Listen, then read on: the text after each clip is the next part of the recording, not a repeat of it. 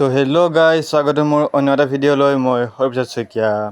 মানে কি গম পাই নাই বাৰু, এতিয়া ঘৰটোত আছোঁতো, ঘৰটো কাম বন কৰিব লাগিবই।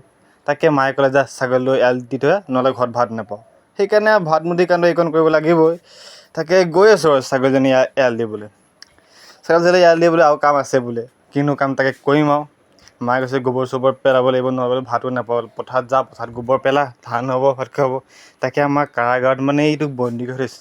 ই মানে আমাৰ ভাগৰ গাখীৰকণো খাই দিয়ে, নিজেতো খাই আমাকনো খাই দিয়ে। তাকে মায়ে ক'লে বোলে গোবৰ চোবৰখিনি পেলা, নহ'লে বোলে ভাত নেপাওঁ। মই ঠিক আছে বাৰু, ভাত পানীৰ কাৰণে কিন্তু কৰিম ন।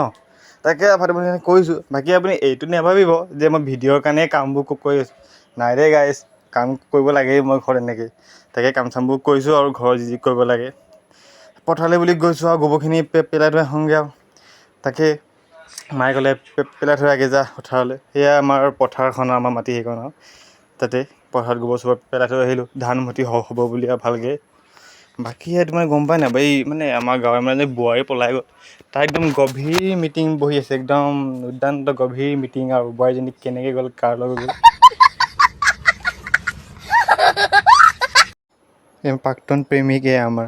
ছোৱালীৰ বয়স 14, ক্লাছ 8ত পঢ়ে। ল'ৰাৰ বয়স 16, এইবাৰ মেট্ৰিক দিব। কাইলৈ পৰহিলৈ পৰীক্ষা। মাক দেউতাক সিহঁতক লৈ ব্যস্ত, কি পৰীক্ষা কিমান নম্বৰ পালা। পঢ়া টেবুলত আকৌ সিহঁত ব্যস্ত, কি কৰিছা বাবু ভাত খালা।